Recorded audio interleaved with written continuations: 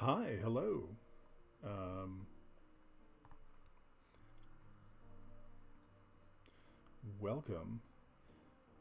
So this is a continuation of my solo Saturday stream. We already started and finished up taking a look at the solo TTRPG Riding the Ley Line, which is a fantastic. It's actually not billed as a solo TTRPG. It is billed as a mini LARP that you play by yourself as you are taking transit. So it is a wonderful little game. I hope you will, if you've been hanging around in chat, I hope you will grab a copy, because I posted the link a couple of times. If not, go find me at Dorklord Canada on Twitter, because I have definitely posted links to this game as recently as yesterday, so you should be able to find a link to it there. But we're moving on to the next game of the day, which is going to be Night Astray by at Sprinting Owl. And yeah, so this one is a fun little game. It is. There's a number of things I like about it. We're actually going to play it a little bit.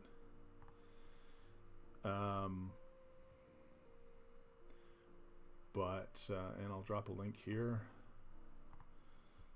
in chat if you want to go take a look at a copy of it. But like, one of the things I really like about this game is that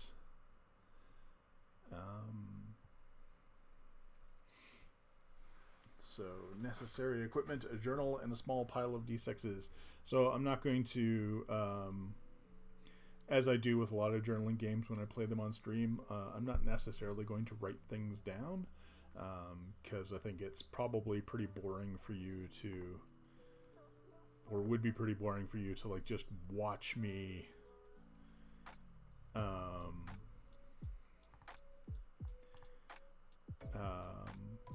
just watch me journal, right?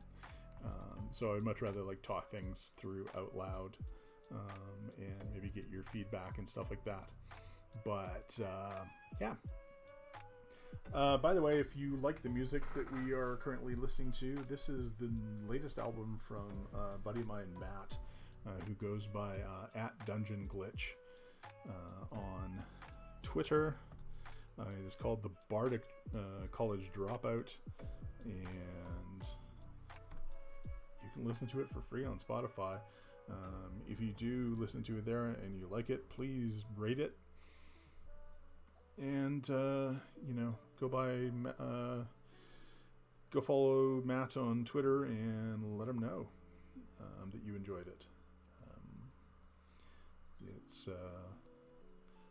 It is a really good album. I listened to it well, since it dropped. I've been listening to it pretty much every time I need to like write or edit or anything, where I just want something really good to both sort of keep me inspired and energized, but isn't going to like dominate my attention. And this is absolutely wonderful. So give it a listen or hang around the stream, because I'm going to be playing it pretty much all day. I am doing these streams in support of Extra Life, so if you are just joining in, there is my link to my Extra Life page. I am a scant $157 away from my $1,000 goal for the year. I would love to reach that today, but so any donation amount is appreciated. There are any number of incentives, so that if you donate, you'll get something back from me.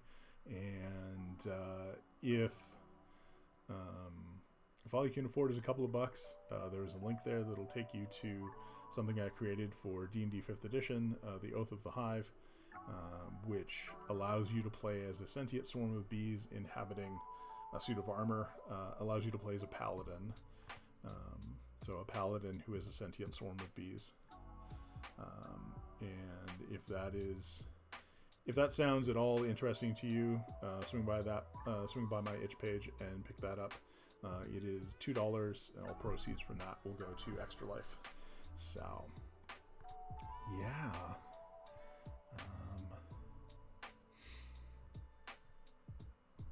So I'm just gonna grab.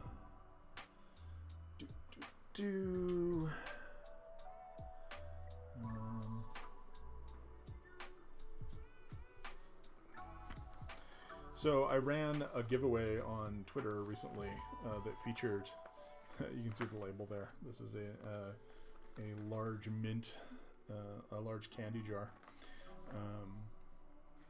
where I did like sort of a guess the number of jelly beans, but guess the number of dice in my loose dice jar.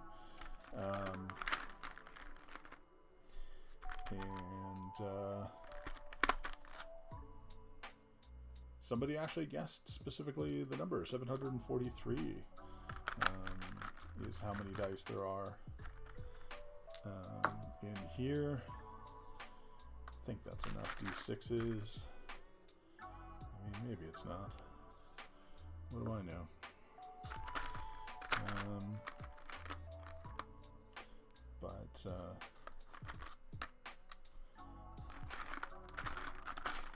Sorry if me rattling around in here is, I'm sure the mic is picking it up quite nicely. Sorry if it's annoying. For those of you that are enjoying it, maybe I'll start up a separate like dice ASMR channel. Just sort of like talk quietly and manipulate dice. But I think that's enough D6s to at least get started.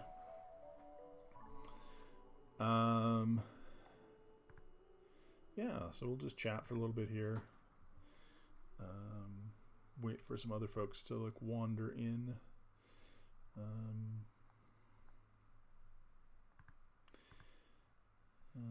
Yeah. How is everybody's Saturday going so far?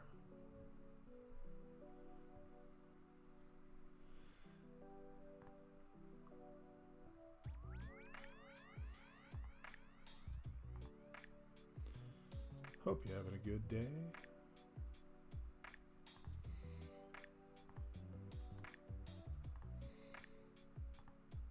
Sorry, as we're just waiting on folks, I'm just gonna do some more.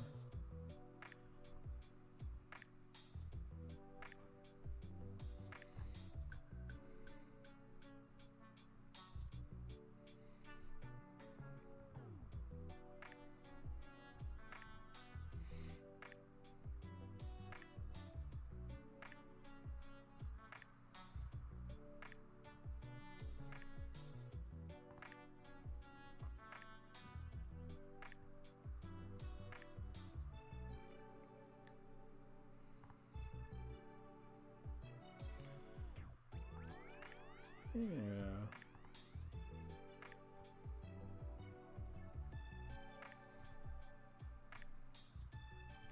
All right.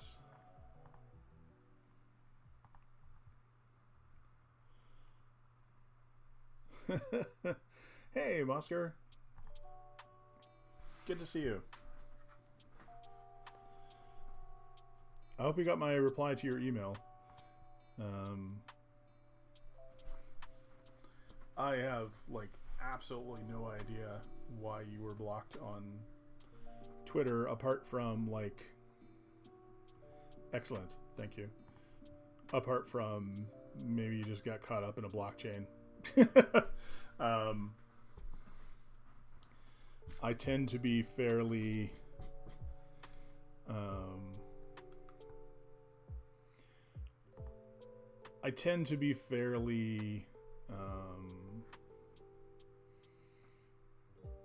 what's the word I'm looking for? I curate my space very hard. I know there's a lot of people who will use, for instance, like the mute button, so that they don't see like tweets and stuff from other people on Twitter. And that's great. Like, people should cultivate their space however they want to do that.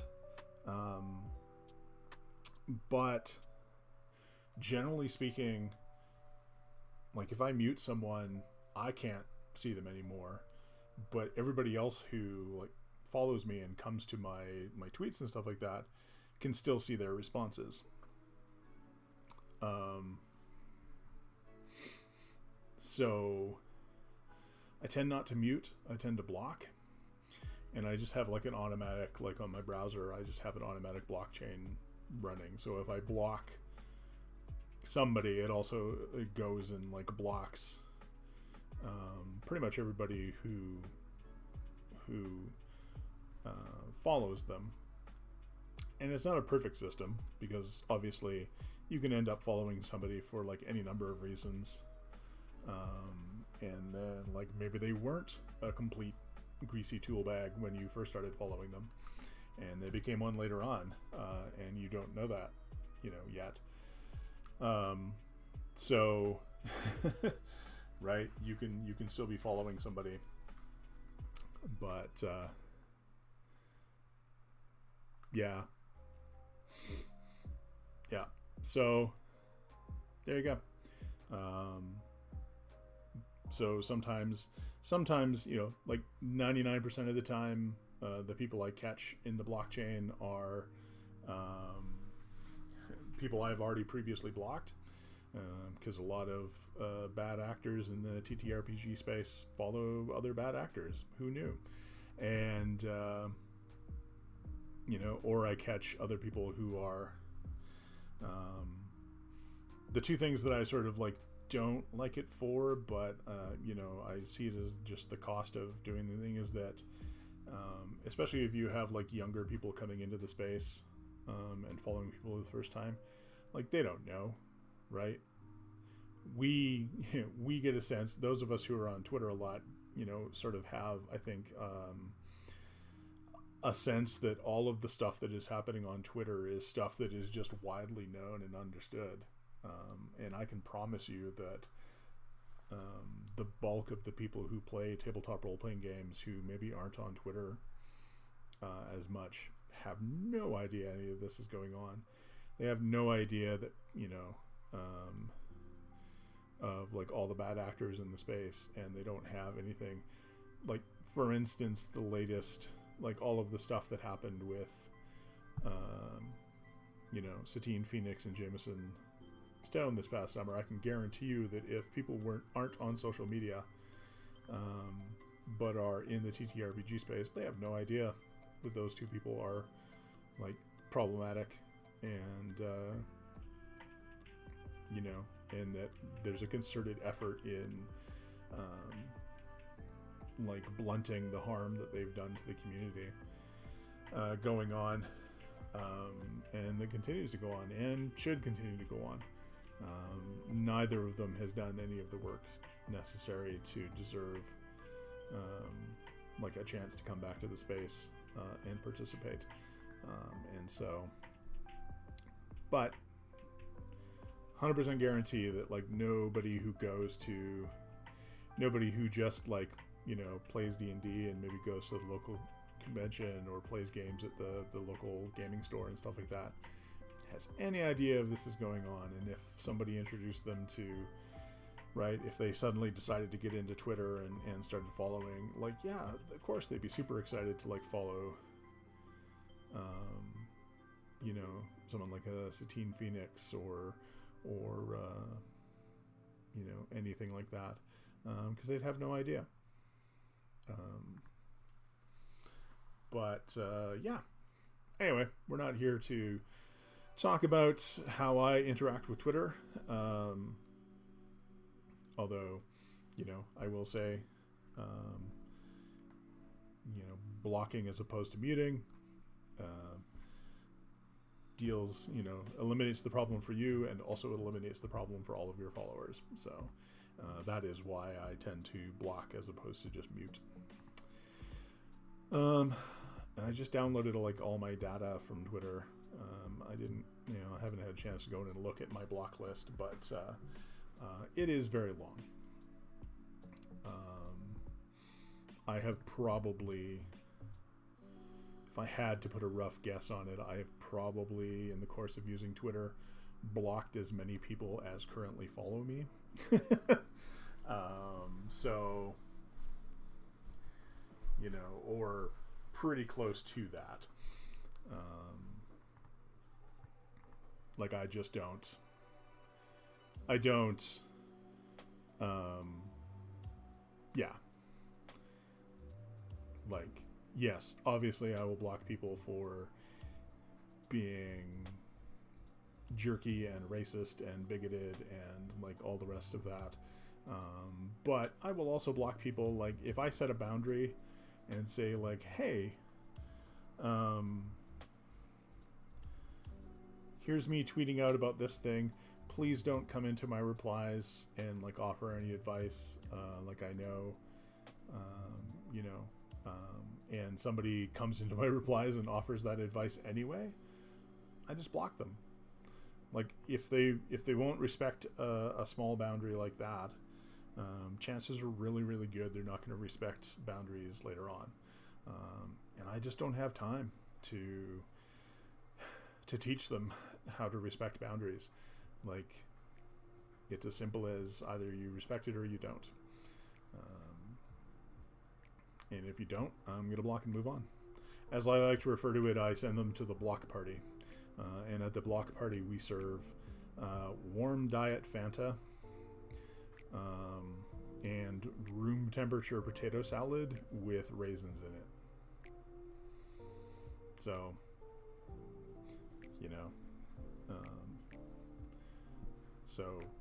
when I block somebody particularly egregious, it warms my heart to think of them having to like sit sadly at this block party, like sipping warm diet Fanta.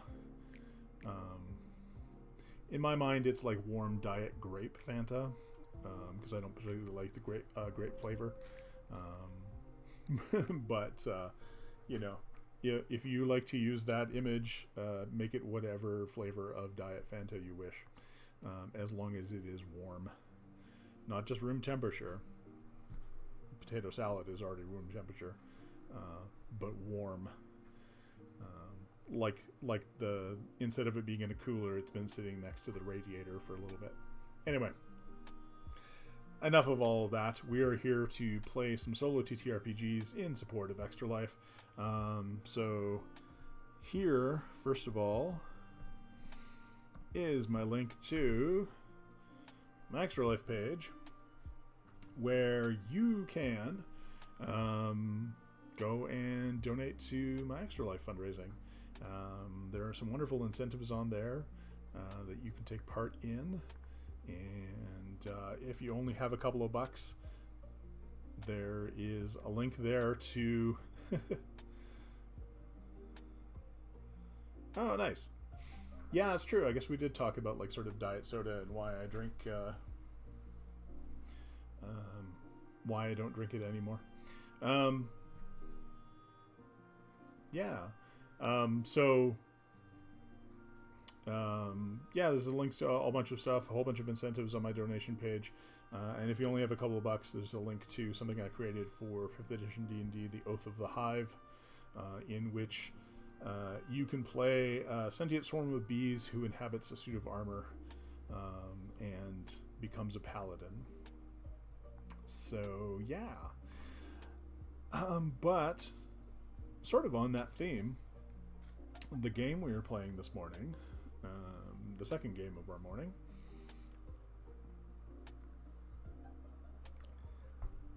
excuse me, this is Night Astray. Here's the link to the game page. So let me read a little bit from the beginning of Night Astray, and then we will jump into playing.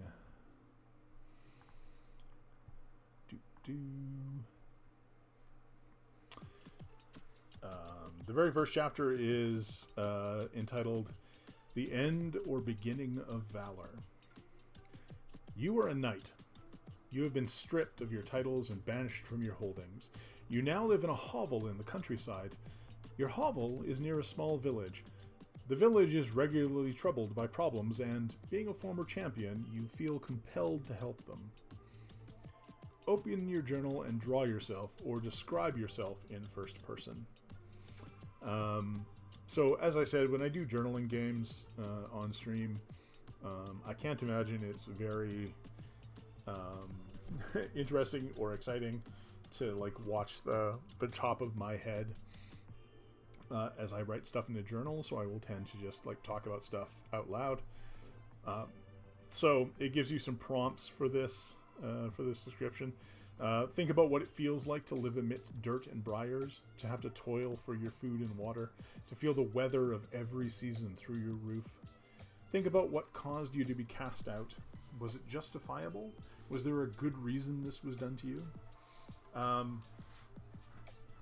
And this is sort of the start of one of the things that I really enjoy about this particular game. It would be very easy to write like a version of this game in which, like, yeah, obviously you're a good and valorous knight, right? Like, you are, what was done to you was unfair. You are a good person.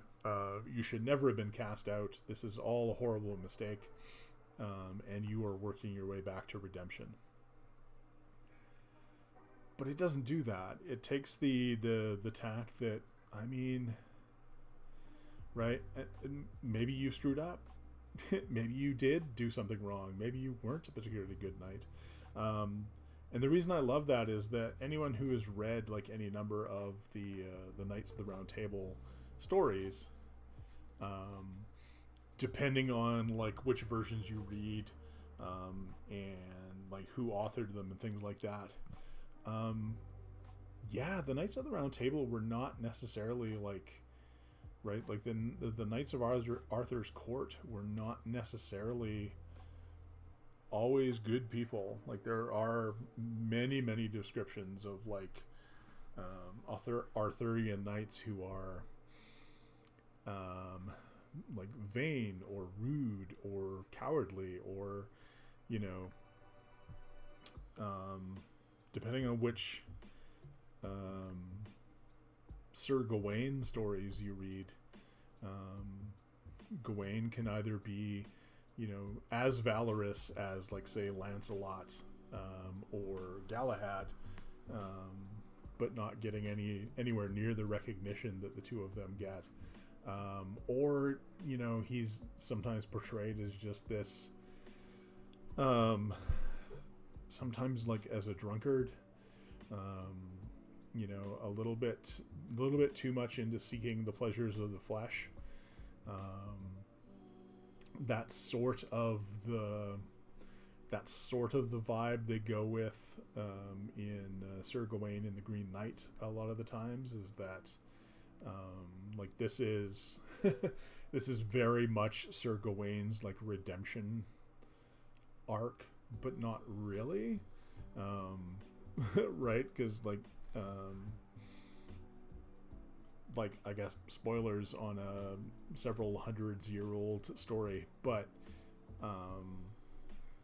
you know, sort of Sir Gawain, depending on the version that you read, sort of cheats. Not even sort of cheats, like absolutely cheats at the end. He starts doing some of the work to redeem himself and make himself a better person, but as soon as he finds a shortcut, he's like on that like me on Snickers, and you know,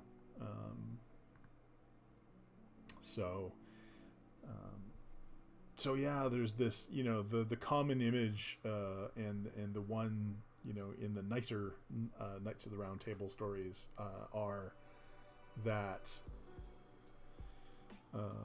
you know, all of the knights were basically good people, and just bad things kept happening to them. But depending on the stories and the versions that you read of the translations from like Old English and Middle English into like modern, is that yeah, some of them really weren't. Some of these Knights of the Round Table were not nice people, and so I like that the game starts from that point. So describe my knight in first person. So I think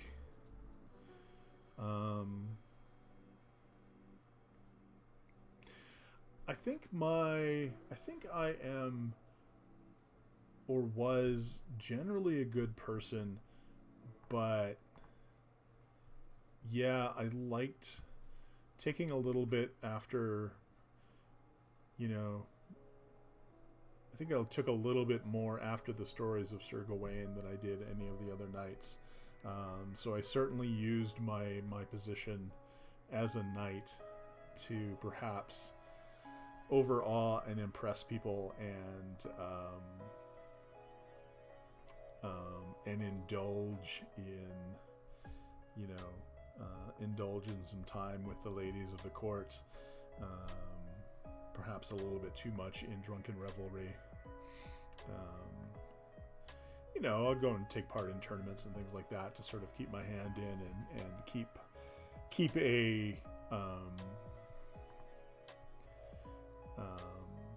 reputation for being a good and valorous knight, but yeah, haven't really been working at it. So losing my knighthood,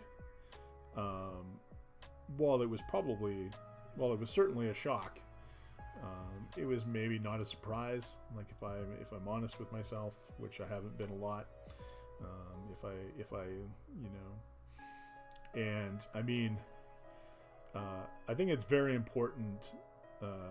You know, the choice of hovel in this case is a very important one. I used, like, when I talked about, like, I was playing this game, I mentioned that I was, you know, oh, you live in a hut near a village. And no, it's worse than that. Like, a hut implies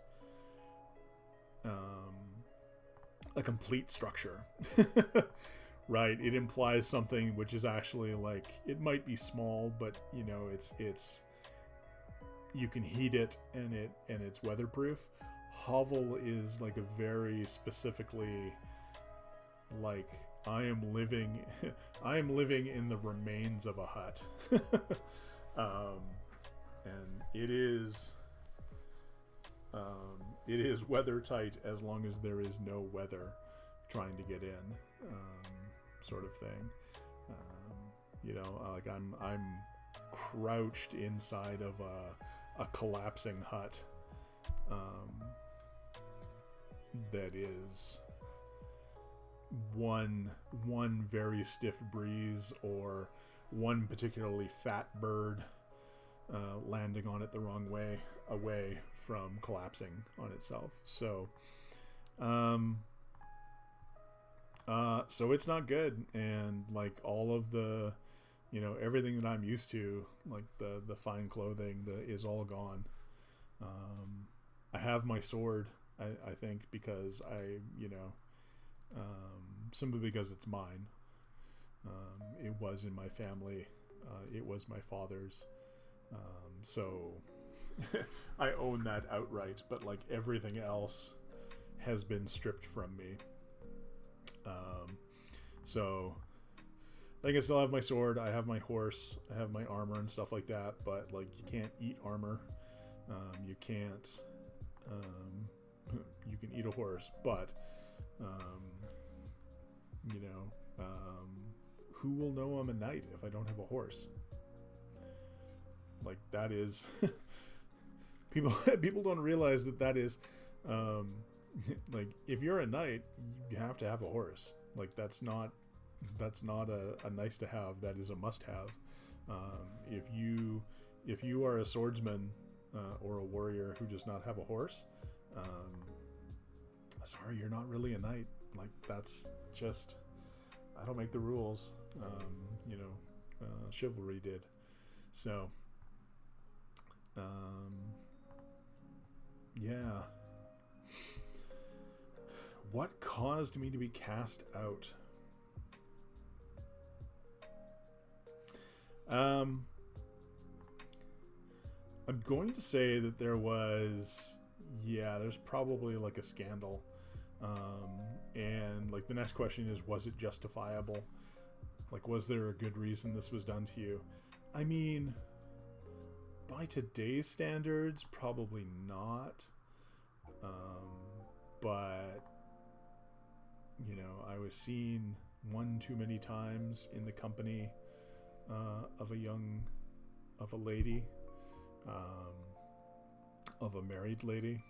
I'm not saying anything happened, because a gentleman and a knight doesn't talk, never tells. But just the appearance of impropriety was enough for me to be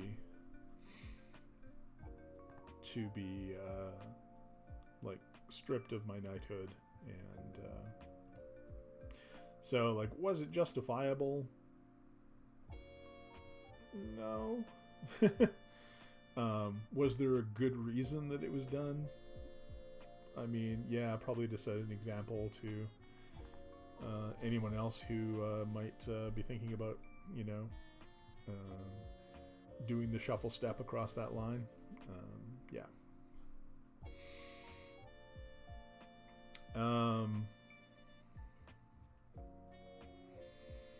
So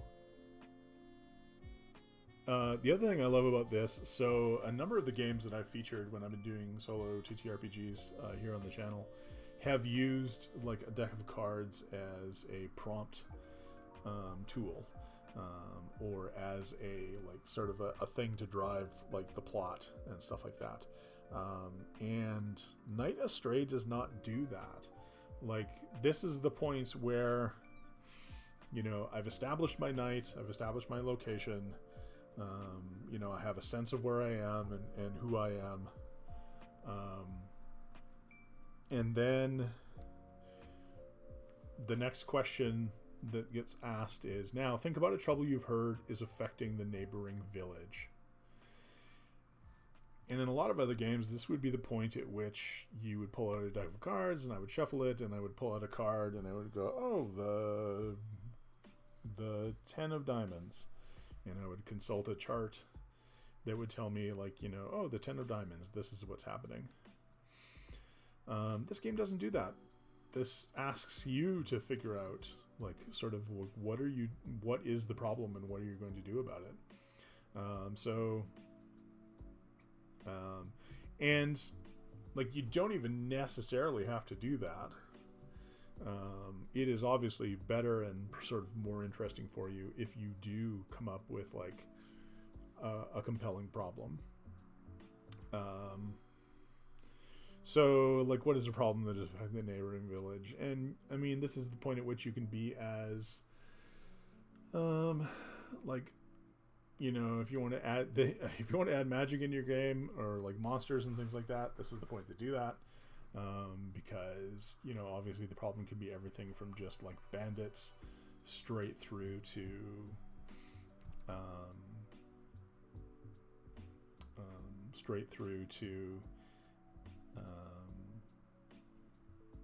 right, like ogres. There could be a dragon. Like, this is your chance to now because this is the first problem you're dealing with, probably want to keep that dragon in your back pocket until you are a little bit more developed as a knight. But you know, feel free to go about it. So I think I'm going to keep it pretty basic for now.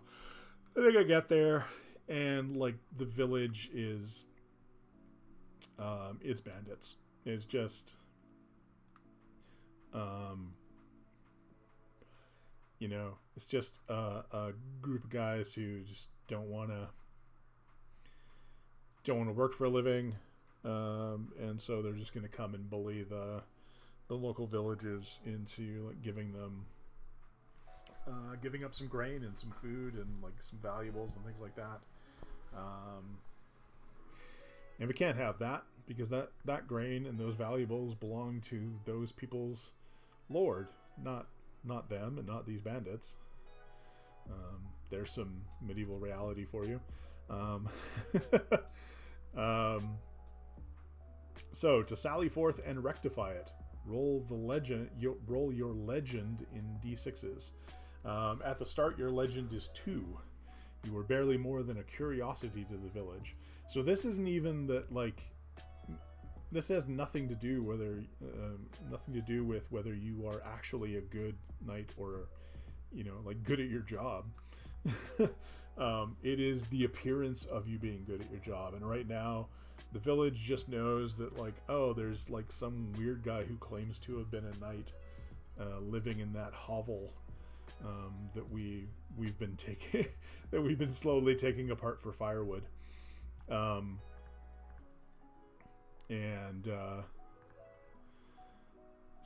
I'm going to take 2d6 here.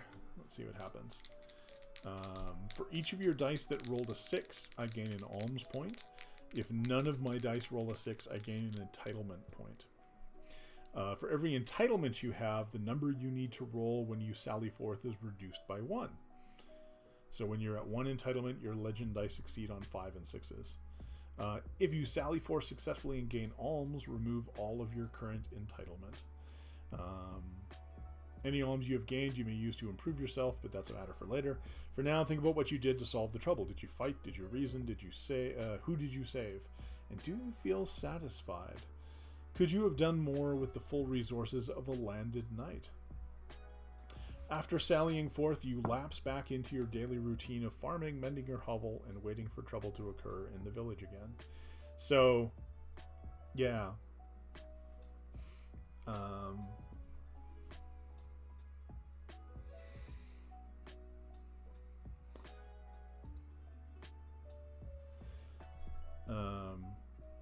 And then it has a little section on, so if you get alms, there are things you can spend your alms on to increase your legend, increase entitlement. If you increase your entitlement that way, you can't increase it above 3. And there are different points cost for that. Increase efficiency. So right now, I can only sally forth, like, my efficiency is 1. So I can only sally forth against a particular problem once. But if I increase my efficiency, then I can sally forth multiple times. It also has on here, increase humility. No obvious benefit. It costs my current legend in alms. But humility does come into play sort of at the end as you're figuring out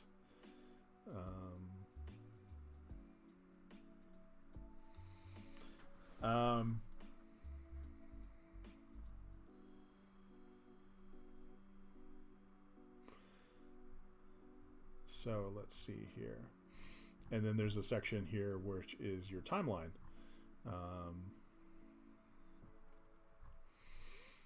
So basically the game sort of naturally has like 10 rounds to it, because that's your timeline.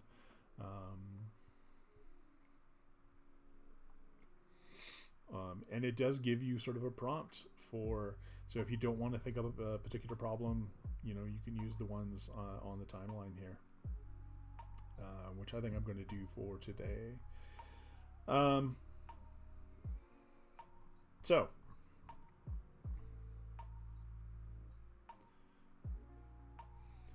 oh, sorry, these are additional things. So the problems, but the timeline also occurs as well.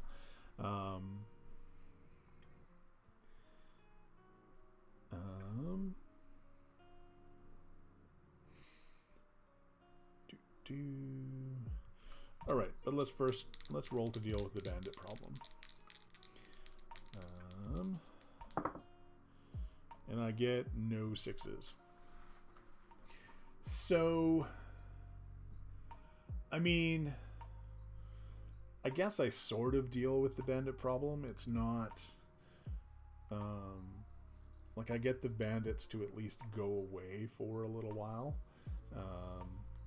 Obviously, I don't get rid of them permanently. They might be back. They will probably be back. just to sort of test the waters and stuff like that. So I'm going to grab a d6 here. That is going to be my entitlement.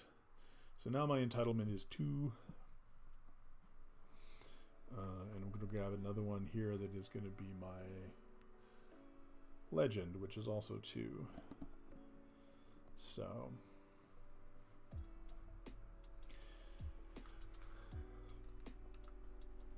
yeah, so I deal with the problem, but it's not really that impressive. You know, maybe I get in a fight with one of the bandits and scare them off, and they basically just run off, threatening to come back later on.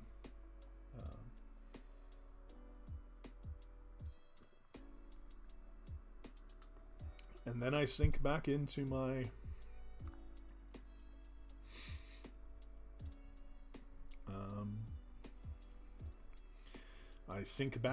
life in the hovel, having, you know, so I just lapse back into my daily routine. I have no alms to spend. There's a section here called Bettering the World. So you continue to alternate between sallying forth and lapsing back into your routine, slowly becoming better adapted to your life in exile. Every time you lapse back into your routine, write in your journal about the environment around your hovel. Write about the thorny thickets that infest the neighboring woodlands. Write about the old stones that were piled to make your hovel's walls. Write about the animals you've seen in the woodlands around you. Have you killed any, or just to have something to eat? And every time you sally forth, write in your journal about the experience. What was the trouble? Who was it affecting? How did you attempt to deal with it? Is it truly resolved? Begin to get a sense of where your hovel truly is, of who lives in the nearby village, and what kinds of forces exert their power upon the area. Every 3 lapses back into routine, gain a time counter. So actually, it's more like 30 rounds as opposed to.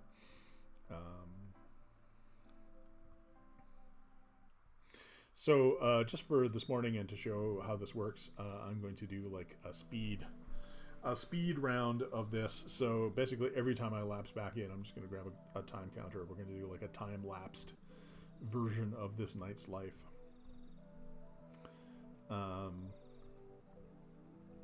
So the first time counter, as your time counters increase, events occur.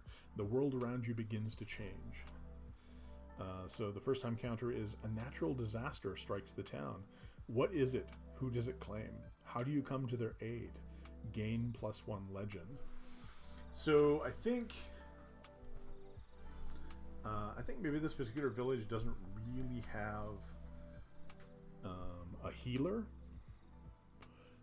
or anyone particularly skilled with medicine. And I mean, it's not like I am either, but you know, having spent time around the court healers and having been like maybe looked after and attended for wounds and things like that, which is something I would have had the luxury of accessing as a knight. I've just sort of picked up on some of the things the healers do, and you know, I ask questions. I think I get bored easily, so I have a tendency to like ask questions, and you know, the healers were happy to talk to me about sort of like what they're doing and why they're doing it and stuff like that. So I just picked up some of that information. Obviously nowhere near on their level, but I'm thinking, right, like I have like the very basics of what would be considered first aid in this time period, which puts me probably, you know, let's be honest, puts me as like sort of on par with a lot of the healers that would have existed at the time. And it's certainly more than like anybody who wasn't a knight would have access to. So I think there is like, you know, a run of disease through the town. I think probably something along the lines of, I think somebody put a latrine like, just, it's one of those, yeah, somebody put a latrine a little too close to the river, and people are taking water out of the river downstream of where that latrine is sitting, and so people start getting sick, and they don't understand why, and they don't understand how to treat it. And so here I come with my, like, fancy ideas about, hey, maybe don't put the latrine right next to the, where it can leak into the, where poop can get into your drinking water. Or if you do, maybe boil that water. And in the meantime, here's how we treat these people who are, you know, I've seen this before. Let me help.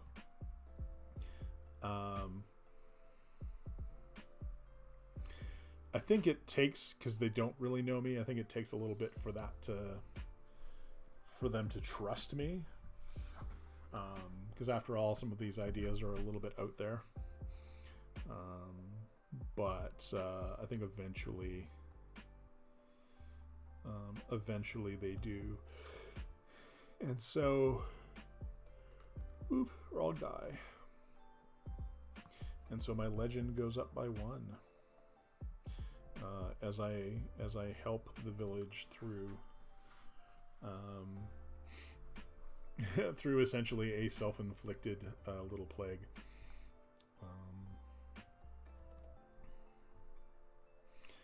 And then yeah, let's see if, so my legend has gone up by 1, so I roll an extra d6 now when I roll to deal with a problem. I'm going to say, at least for this one, the problem is the bandits come back. Like, they hear that the village is sick, and they figure, like, oh, okay, this is the perfect time for us. Like, yeah, that guy gave us problems before, but this is, like, the perfect time for us to, like, show up and, you know, like, maybe he's sick, maybe we can steal some stuff when, like, nobody's able to really resist. And unfortunately for them, I bring my sword with me when I set up my little hospital. So, let's see. Because I think I'm still not, like, I think the important thing to remember is, like, I'm not doing any of this stuff because I am, like, an enlightened modern soul. It's, like, if I just let these villagers die from whatever this disease is, they're not going to be able to work the fields. They're not going to be able to do their jobs. And yes, that will be bad for their families, but that's also bad for their lord, who isn't going to get as much revenue out of them. And these bandits are equally a problem. So, all right, 3d6. Oh, still no alms. Oh wait, no, I do. Sorry. Because my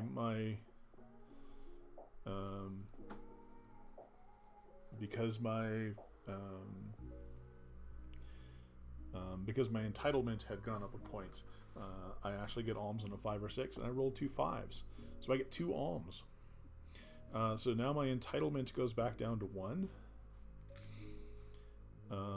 but my legend goes up.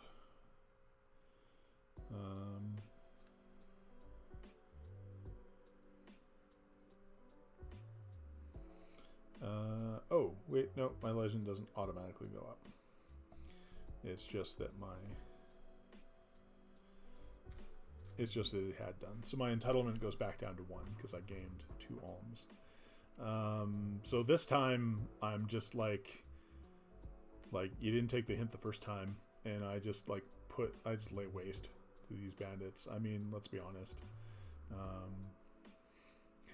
You know, I suit up in my armor and get on my horse, and there's not a lot that these guys can do to me with, like, cudgels and knives and things like that.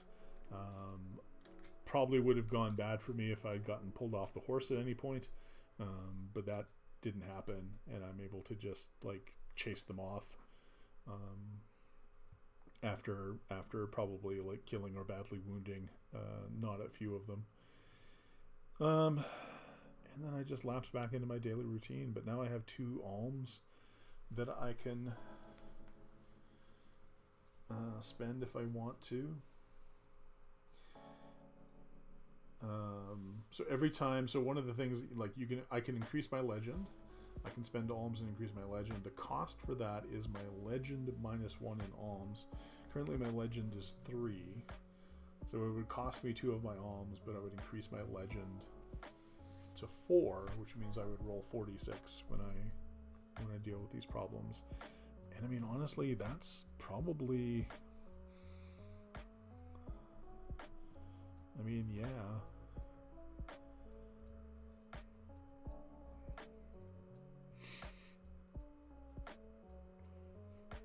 So, you know, and I think I'm settling into life in my hovel. I've made my hovel like a little bit more livable. Probably like just a nicer place to hang out.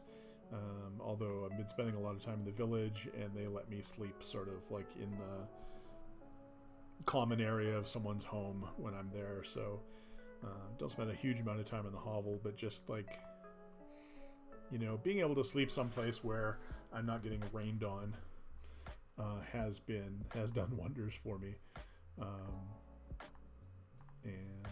Yeah. So this would continue on. You can continue on playing this and journaling, like sort of as much or as little as you like. And you play through. There are time counters. If you're doing it the way it suggests in the rules, then like every 3 times that you sort of sally forth and then return, you would do one of these special like events off of your time counter. You would advance your time counter by 1. When you have 10 time counters, your liege has heard of your deeds. Proceed to your ending. And this is one of the things that again, like I was talking at the beginning about how the game doesn't like, I guess, inflict or force you to be like any particular type of way. The ending is very much in line with that. So, and it really depends on sort of like where your numbers have fallen. And it gives you the opportunity to, like, if you want to adjust your numbers and get a different ending, you know, there are ways to do that. But if your legend is more than 3 points above your humility, your liege feels threatened by you and attempts to kill you. How do they do this? If you wish, you may sally forth to fight them, succeeding if you score at least 4 alms. If you succeed, do you take the throne from them? How does the kingdom suffer as a result? If you fail, you are defeated. What is your punishment? If you choose not to resist, you are killed publicly. How does your execution unfold? If your legend is 3 points above your humility or less, but your humility is not greater than your legend, your liege offers to restore you to your title. Do you accept? What does accepting mean giving up? Do you come to regret your decision? If your humility is greater than your legend, your liege sees no value in you. You are left outcast. How does the rest of your life unfold?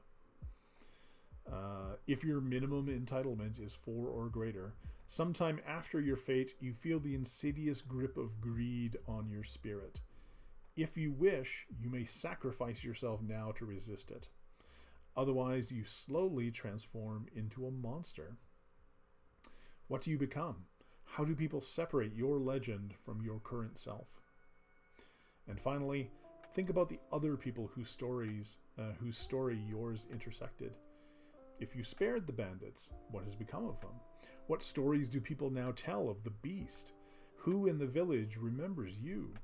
How is your memory treated by religion? Was the great evil driven out, or has it become a permanent part of this land? If you do not feel your story is complete, play until you feel you are done. You may disregard or subvert the endings if you choose, spending legend, humility, or minimum entitlement to shift the story. Not every fate is right, and you were correct to defy it. If you wish to share or publish the results of your game, you have my express permission and encouragement to do so, which I think is absolutely wonderful. So yeah, you can really sort of like as you're playing this game, you can build out the story and like not just the personality of the knight that you're playing, but like the people in the village, the you know, all the folks you interact with, and really sort of develop all of that. You can end up telling a wonderful story. It would not surprise me if people playing this game were able to create like a short story or something like out of everything in here.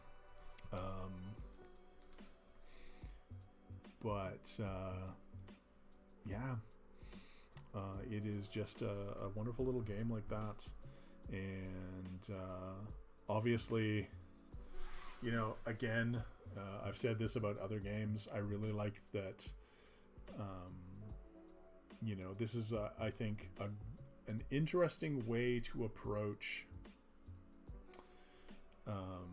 creating not just like this knight character, but the environment in which they inhabit.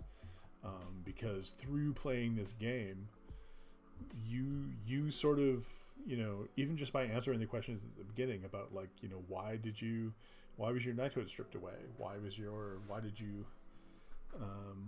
you here? Why are you living in a hovel instead of like in a nice castle chamber somewhere, being fawned over by servants?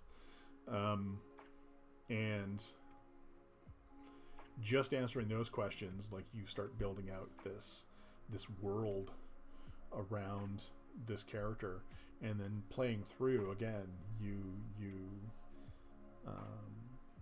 you're telling the story, but you're also like building the world that this knight inhabits. And then at the end of it, you still have this world and this creature, and like, you know, the choices that you make depending on, right, like the idea that like if your entitlement is great, you slowly succumb to greed and you become like some sort of monster. Like what a great basis for a campaign of, you know, or even just something like a hook to entice your players at some point during your campaign. Like what if, right, like they hear about, they're hearing like stories and legends about this this fallen knight who has been like helping out locals in a particular area, and they're just hearing these stories, like, you know, every time they're back in a tavern, or maybe when they go to like a village market or something like that, these tales abound. And then one day the story starts to change, like, oh, the knight isn't there anymore, he's not like showing up and helping out, hasn't been seen like in quite some time. And then the stories change more, and it's like, oh, there's this monster now that's like threatening this village, and like, where is the knight who is up to this point been like helping them and protecting them, like, and you know, sort of maybe that's where your character, the characters, your players, step in, and they go and investigate, and they sort of unravel this whole story of, you know, the monster is actually the knight who has been dealing with their own sort of inner turmoil and inner demons that have just literally transformed them into some sort of like beast or monster. And now the party has to decide, like, is there a way we can redeem this knight? Do we just like outright slay the monster? Can we outright slay the monster? Maybe something has to be done before that's even possible.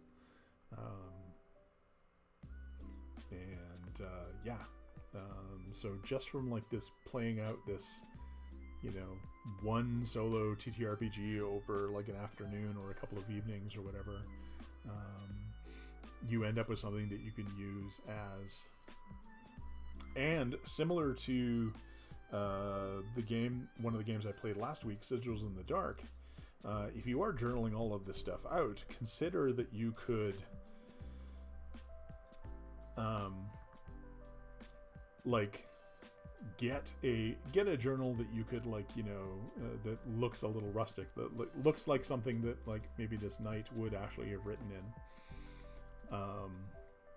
Like maybe it's like the one object he you know, escaped with his armor, a sword, and like this blank book, and has just been writing in it every day.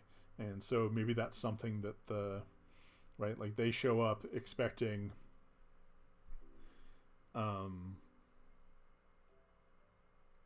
to encounter, like, you know, they go to the knight's hovel in order to, like, you know, hopefully find out like why isn't he helping, and they get to the hovel and the place is like just trashed, like even more than just being a hovel. And they're like, oh no, the creature has overcome you know, the creature has overcome this knight, this warrior. What hope did we possibly have? And then they find the journal that you have written down all of this stuff in, and they start to get the full story of this knight's like fall and descent into, like, finally, you know, like fighting so long against that inner turmoil and that inner darkness, and like finally succumbing to it. And then that's the moment that they realize that you know, the knight is the monster. That could be like a really cool thing. And then you've created this physical artifact that you can hand your players, which is always, you know, going to be much more exciting for everyone at the table than telling them that, like, yes, you find a journal, and after reading it for a few hours, this is what you're able to glean from it. Much more exciting to actually hand them a physical item and say, hey, read this and like ask me questions. You know, I think that's a much more satisfying way to go. But anyway, I'm going to put the link in chat again. So this is Night Astray by @SprintingOwl on the Twitters. They've written some really awesome games. They're also coordinating a Solstice bundle right now. There are like 50 different creators have put like 70 different games and supplements and stuff in there. Full disclosure, I am one of the creators. Oath of the Hive is in that bundle, but it is like $25 for like 70 different games and supplements and stuff like that. Most of them are themed around like the solstice and Christmas and the winter holidays. So definitely worth picking up if you want some cool holiday themed stuff. And if you go if you follow the link to Night Astray and then go to Sprinting Owl's page, you'll find a link to that bundle there. Yeah. But I think, again, this is where I'm going to sort of like cut off the stream. I don't want to have to export like a big 4 or 5 hour VOD at the end of this. So what I'm going to do is I'm going to end the stream and then quickly restart it. So if you're in chat and you want to keep watching what I'm doing, just keep hanging out. We will be back. I am going to take a short break though. I'm going to take probably like 10 minutes. So I think I'll put the starting soon screen up when I come back, just as a countdown. I'm going to go refill my water and maybe grab something to eat really quick. And yeah, we'll continue on. Our next game is The Machine by Adira Slattery, which I'm really looking forward to talking about because, yeah. Anyway, I don't want to spoil anything. We will talk about it when we get back. So if you're in chat, hang out. If you want to stick around, if you have to go, absolutely understand. Please go and enjoy your day. But hopefully you'll stick around as we talk about The Machine. Okay. Take care. We'll talk to you in a bit.